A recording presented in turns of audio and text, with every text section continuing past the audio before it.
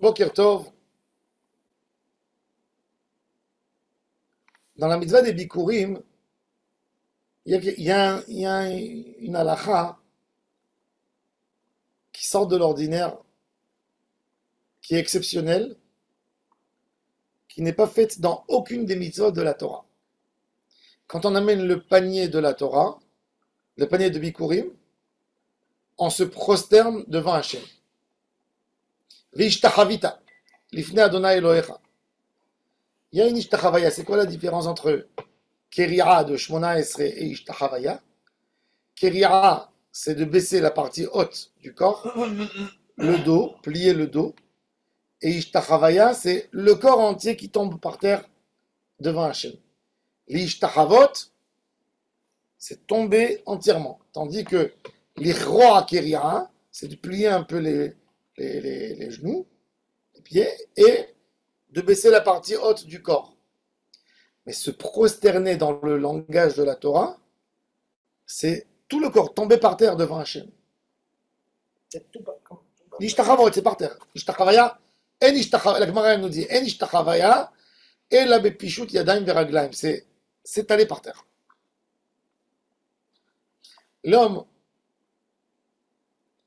quand il a les bikurim, en fait, il récolte les fruits de son travail. C'est un plaisir de voir ce que tu as réussi à développer, tu as planté, tu as ramassé des choses. C'est le moment où tu te tapes sur le dos et tu dis, je suis magnifique, j'ai bien travaillé, j'ai bien fait. Et Akadosh Baruch Hu te dit, n'oublie pas dans ces moments, tu n'as rien de toi-même. C'est moi qui t'ai tout donné.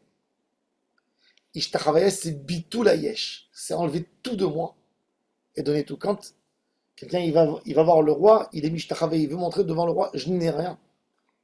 Je suis complètement soumis. Je ne suis pas soumis un peu.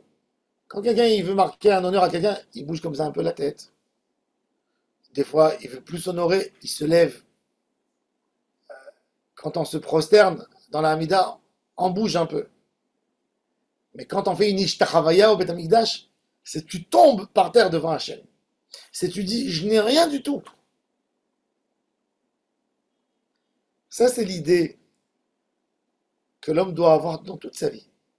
Surtout dans les moments de succès et de réussite. De ne pas tomber dans l'orgueil. De dire, ah, je suis capable, je suis fort. Ma malice, ma sagesse, ma prévision m'a donné toute ma fortune, toute ma richesse. Combien de gens intelligents ont tout perdu? Combien de gens forts ont perdu? Et on a besoin d'avoir cette idbatlout à Hachem Yitbarach. Bémet, ce inyan de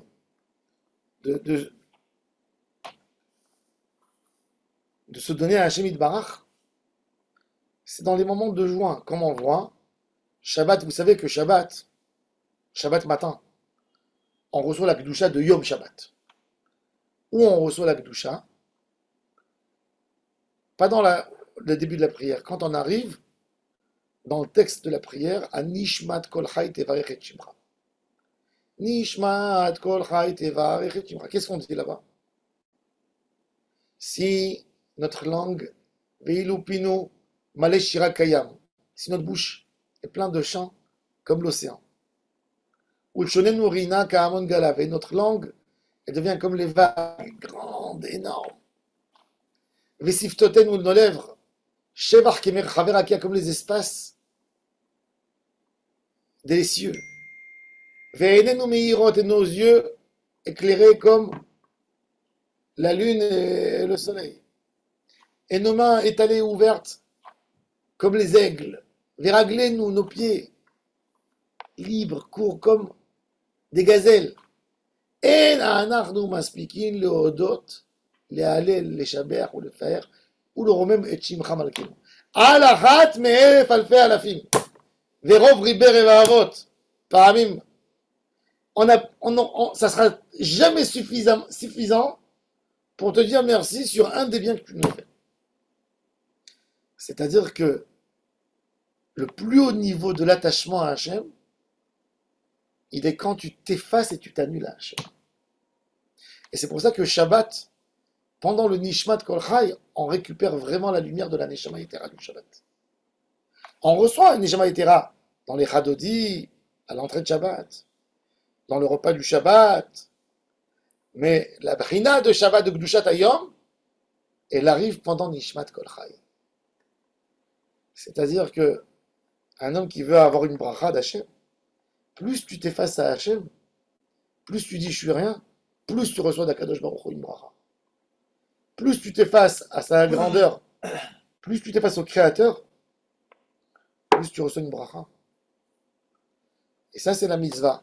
En fait, cette mitzvah de Ishtachavot, quand on amène les Bikurim, c'est un conseil très précieux de la Torah. Tu veux multiplier ta fortune? Efface-toi à Hachem.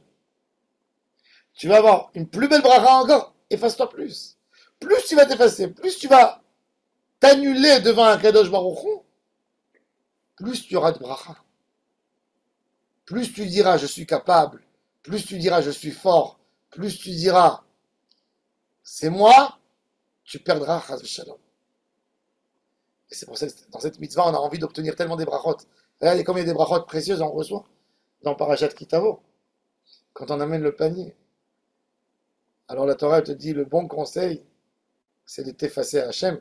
Et là, tu seras comblé de bonheur, de bénédiction et de joie. Baruch Adonai l'Olam. Amen. Amen, amen. Shabbat Shalom, Borach. À toutes et à tous.